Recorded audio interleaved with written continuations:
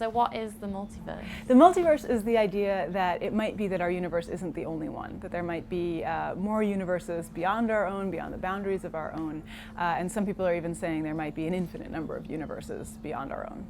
And why is this seen as sort of a problem or that spans religion and science? Yeah. So the reason is that the multiverse idea has been around for a long time. I mean, in Western philosophy, it actually has about a 2,500-year history. But it's come really resurging back in the last couple of decades, partly because physicists are looking for an answer to why the universe seems so finely tuned, why it seems like all of the constants of nature are precisely set so that the universe can emerge, can sustain life, things like that. And the danger for physics is that if you say that the universe seems really well tuned for life, that the theologians can rush in and say, aha, God did that fine tuning, right? God is a kind of cosmic mix maker who's like setting this amount of gravity and this amount of dark energy and this amount of electrons, right? And so a rival explanation to God is, no, actually there are an infinite number of universes that take on all sorts of different configurations over infinite time. Every once in a while, one comes along that happens to work, and we seem to be in one of those universes that works. Yeah. Could that argument still work with a God, though? Absolutely. This is the thing about theology, right? It's remarkably resilient, right? A theologian can always say, right, fine, there's a multiverse, good. God created the multiverse, and then the multiverse created the universe. So it's not actually any kind of argument. The multiverse isn't any argument against the existence of God. Sometimes physicists think it is. It's not. It just sort of takes some of his jobs away, but it's not. It doesn't disprove anything. So I actually think that it's kind of uninteresting to be stuck in this back and forth over whether or not God exists, right, with respect to the multiverse. I think the more interesting question is, what kinds of new stories are we getting from these multiverse cosmologies? Like new stories about where we come from, where we're headed, what the universe is like. These are all questions that myths used to ask and answer for us in sort of any society other than our own right now. This would be the function of myths. Physics is doing it for us now, so I like to sort of look at those stories and see what kinds of values they're encoding, what they're telling us about ourselves, whether we like them or not, right? Are they telling us good, helpful things? Yeah. So what are some of these new stories that they're telling us? Right, so I mean there are tons of them. If you ask, most theoretical physicists, they'll say, right, well there's only one respectable one. The respectable one is that there's this sort of primordial sea of inflationary energy. Inflationary energy sort of pushes space out really, really super fast. And this primordial sea races and races and races outward, and every once in a while that energy kind of turns off and allows little pockets of stable space-time to form, and those are universes. So you get these universes nucleating out of this sort of primordial sea, like sort of pockets of air in Swiss cheese or something like that. So universe, universe, universe, universe. This is called eternal inflation, and the idea is that our universe is one of just these bubbles in this eternal sea of inflating sort of hyper space-time. That's one of them.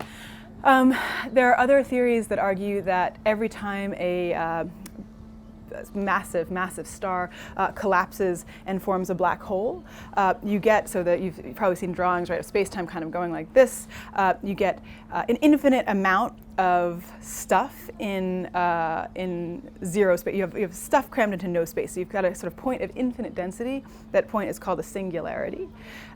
Physicists also talk about singularities or the singularity as having been what the Big Bang was, right? A bunch of stuff crammed into a point of no size.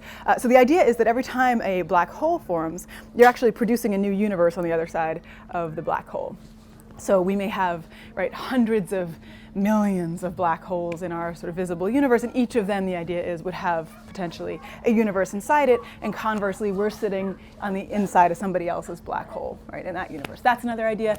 An idea that people love to ridicule is the idea that our universe is all sitting on a 3+1 dimensional membrane, and that membrane has like a partner universe, which is also a 3+1, 3 of space, 1 of time dimension, and they're sort of hovering near each other, separated by this fourth dimension of space that nobody can see, but it's like right there. So this other universe would be like right here, just closer than anything to us, but we just can't cross the gap to that other universe. And that every like couple trillion years or so, these two membranes smash together, that's the Big Bang. The universe is destroyed, recreated all the time, and we've got this kind of symbol crashing that makes and unmakes the universe. These are some ideas, right? I find this fascinating, right? Why not look at these new stories and ask what it is they're telling us?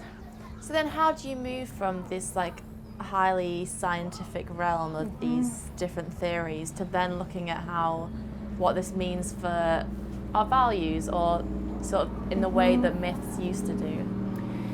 Yeah, well, so clearly these stories are all trying, I mean, they have lots of differences among them, right?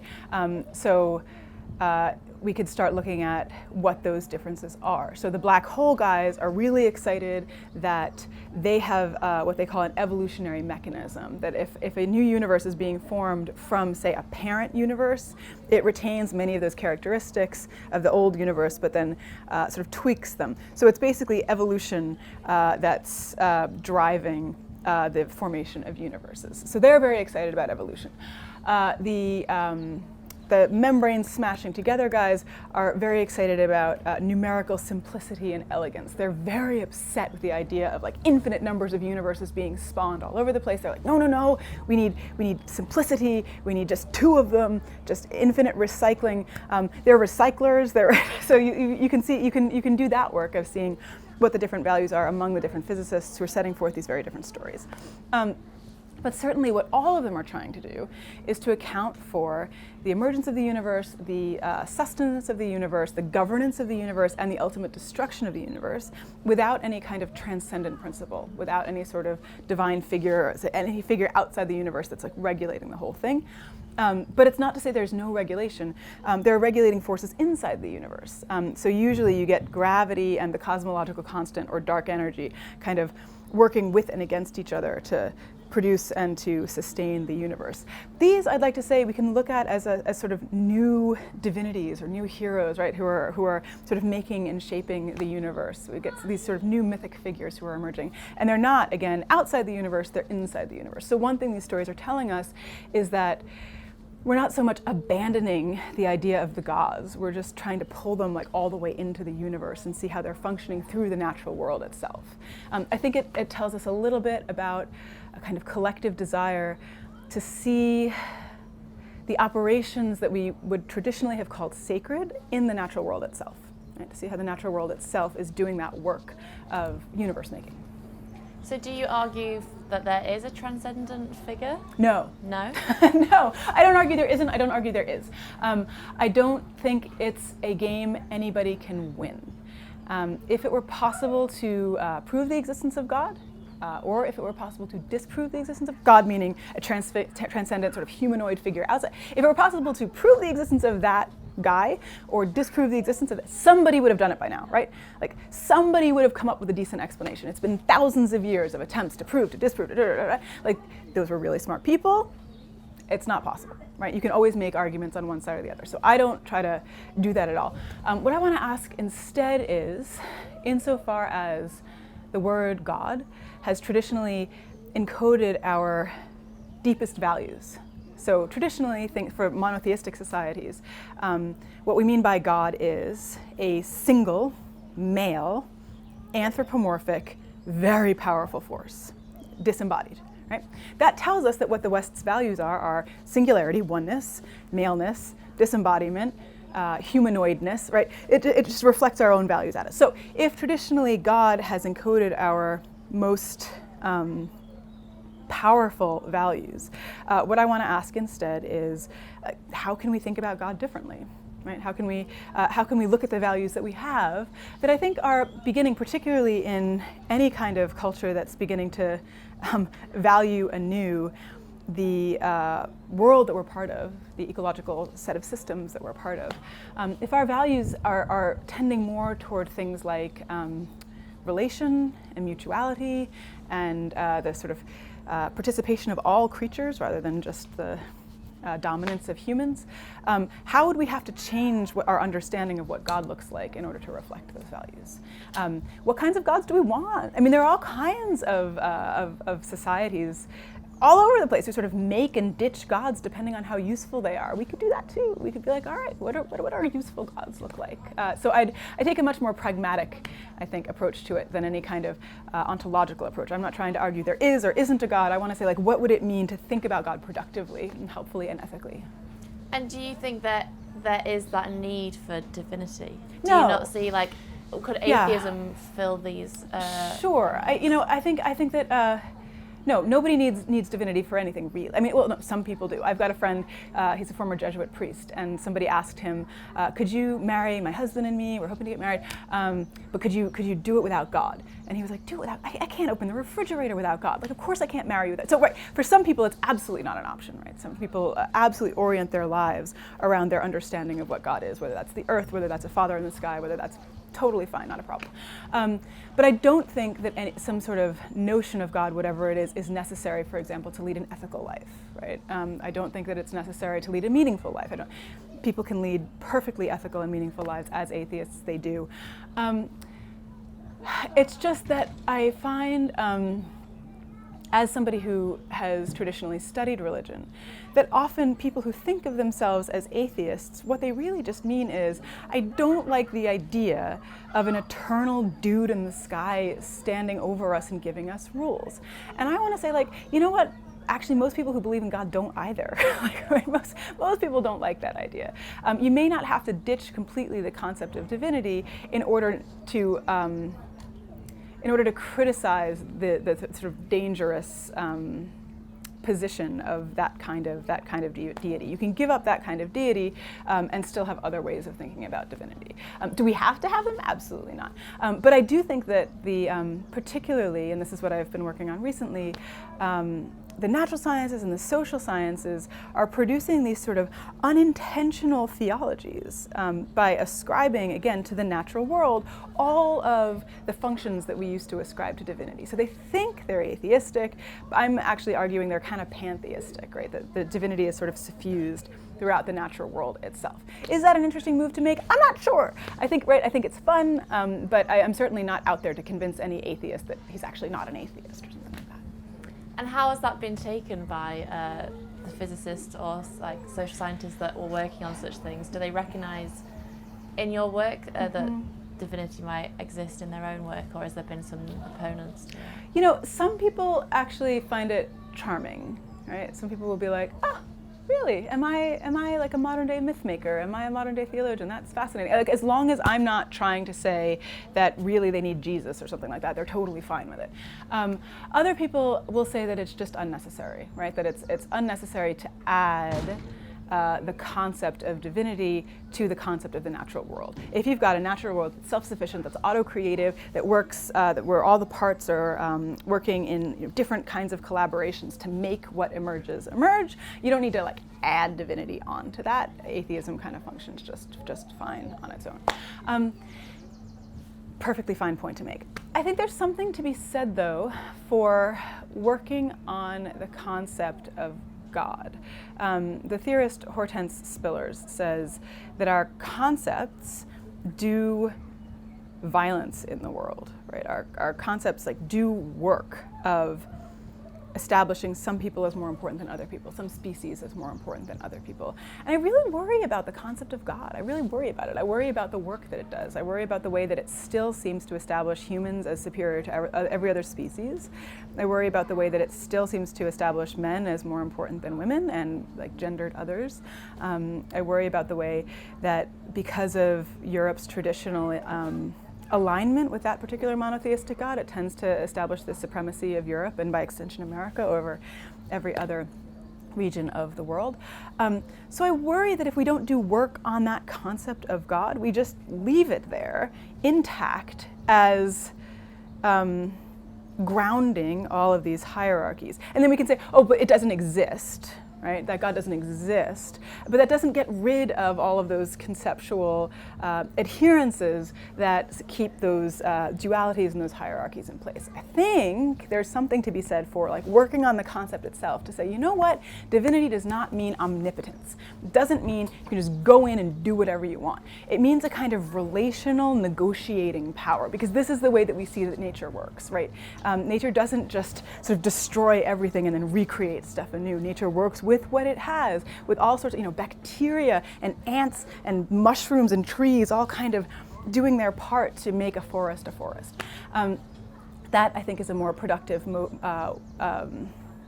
way of thinking about divinity than a dude in the sky. And again, I think if we leave it to particularly conservative monotheists to define what God means, and the rest of us just sort of sneak off into atheism, they've got God, right? They've got our most powerful concept, and I'd rather do work on that concept. And is it possible then to have a form of like theism that isn't that sort of dude in the sky, in the way that it's like someone that is higher than humans and that is controlling us?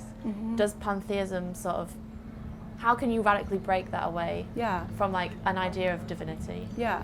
So the idea of pantheism would be something like, and I say would be because it's not clear to me that we've got a decent pantheism at the moment. And so I'm trying to figure out how to kind of stitch it together and what it might look like. But the idea of pantheism would be that what we mean by God is the natural world itself. Right? And by natural, I mean also the cultural world, right? Technologies, right? The world around us, the material world around us, which is also a world of ideas. That stuff is God. How can we get away with calling it God? Because what we mean by God is the source of all things, the life in all things, the end of all things. Why not just say, like, that's what we mean by the universe? It's what gives us life, it's what sustains us, it's what swallows us back and then makes us into something else by recombining our atoms. So pantheism would mean something like, what we mean by God is the universe itself. So then we want to ask, well, like, how does the universe work? And how does the world work? And we can think about it on a small scale, about the earth or like a patch of forest, right? How does the natural world work to get stuff done? And really the agents of doing stuff in the universe are not human beings. It's like bacteria, right? Bacteria are amazing creators. What would it mean if we like thought for a little while about the creative work that bacteria, like a bacterial theology, right? About these like microscopic agents as the engines of life, as the engines of newness, as the engines of, what would it mean to think about, rather than, consciousness or rationality as being some divine principle, which is usually what we, this characteristic we ascribe to God. What about like gravity or magnetism, these amazingly powerful forces that hold things together, that drive things apart, that get things, like, start somewhere else, start from some different place in the universe that does creative work, and build your model of divinity there. And I almost think you could start from kind of anywhere, like a mustard seed or an acorn or right? I think that kind of pantheism would encourage us to look all over the place and see how and where we see like newness, creativity, productivity at work. And has pantheism had a history? What is the history of pantheism? It's a really hilarious history. Pantheism doesn't have a great history. It was coined as a term at the outset of the 18th century. It was coined as just like a nasty word, like a bad thing to call dopey philosopher. The dopey philosopher in question was a man named Baruch Spinoza, who died toward the middle end of the 17th century. And he had this idea that he used the term God or nature, Deus sive natura, God or nature. And he sets forth this idea. He gets excommunicated from his Jewish community in Amsterdam.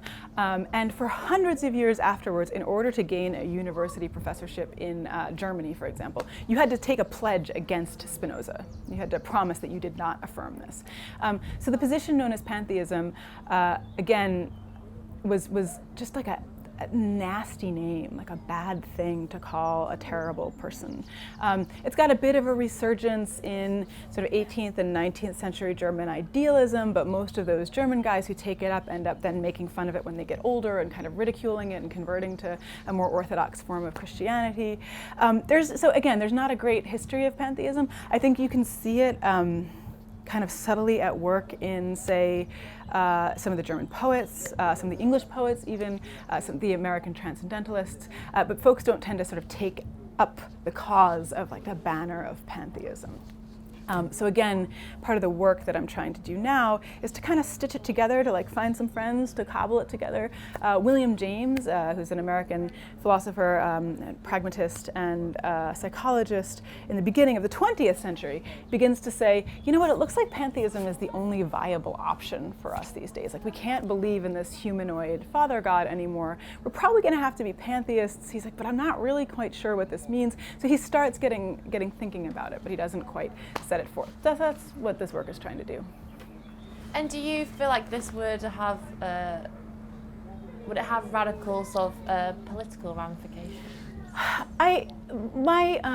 Certainly my hope would be that it could have radical ecological ramifications.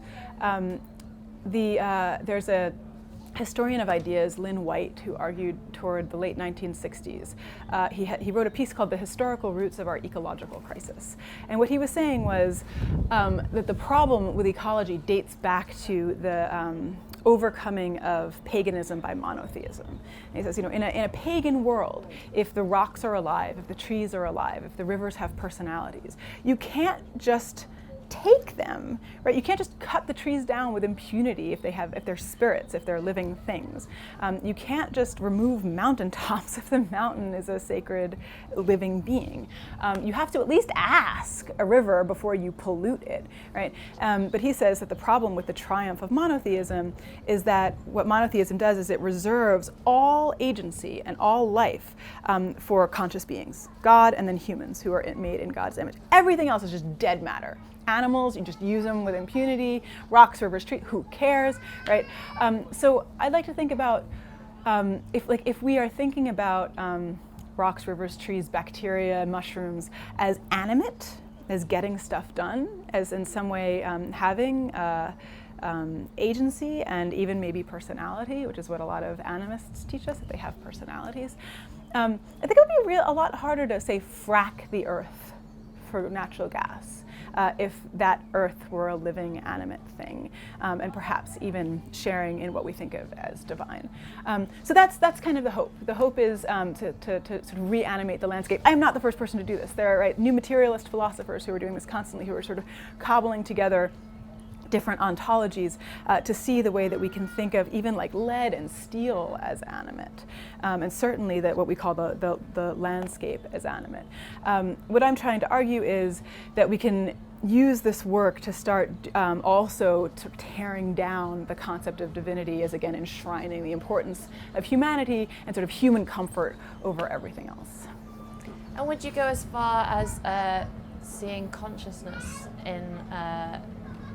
in all beings, in the rocks and the rivers? Right, so here's the thing. Yeah, I guess I could say yes, but then I get worried about consciousness, because consciousness is the thing that we have, is the power, the faculty that we've traditionally reserved for human beings, right? So I can see the sort of generosity in saying, look, not only are dolphins and dogs and whales conscious, but also rocks and rivers and trees are conscious, particles are conscious, quarks are conscious, things like that. But I worry a little bit about the way that kind of remakes the whole universe in the image of the human. So I like to talk, I guess, a little more about them having like personality or agency, or animacy, which feels a little less like it's taking the stuff that is supposed to distinguish us and then seeing ourselves everywhere in the universe. But sure, that's the position known as panpsychism, right? The idea that everything down to the level of the quantum has a kind of consciousness or proto-consciousness. I affirm the sort of panpsychic viewpoint as helpful and as useful. I guess I just worry that it then ends up reestablishing a kind of chain of being where photons and electrons have a kind of primitive consciousness, and then bacteria have like a little more consciousness, and then, who knows about viruses, maybe they have a little more, and then you work your way up and you work your way up, and and then finally humans have like serious consciousness, right? You get that same establishment of that hierarchy of being if you're trying to see consciousness all the way down. So that would be where I would depart from the panpsychics.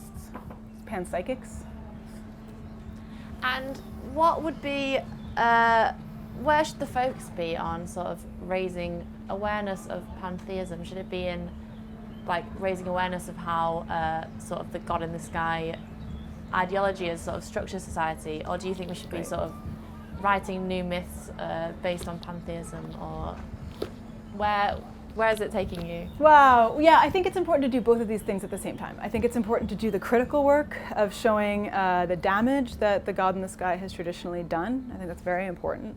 And then at the moment where I think a lot of us these days are starting to say like, all right, no, forget it, we're atheists. At that point to say, but this doesn't mean we don't get to have stories. It doesn't mean we don't get to have even sacred stories and sacred myths. And if you're interested in doing that, again, start at any place around you. Start anywhere around you in the natural, technical world. Start with the way that cameras work. Start with the way that daffodils work. Start right, and kind of go from there. See what it is that made that thing itself. Right? What is it? What are the sets of materials that go into making a camera a camera? What's the human labor? What's the animal labor? What's the right? And the case of the camera, and you kind of start from any object and see all the stuff that goes into it. Then you'll begin to see this sort of relational, multi-agential process by which anything becomes itself. And then ask yourself what it means to call that whole set of productions itself a kind of participation in divinity. That'd be one way to do it. For more debates, talks, and interviews, subscribe today to the Institute of Art and Ideas at IAI TV.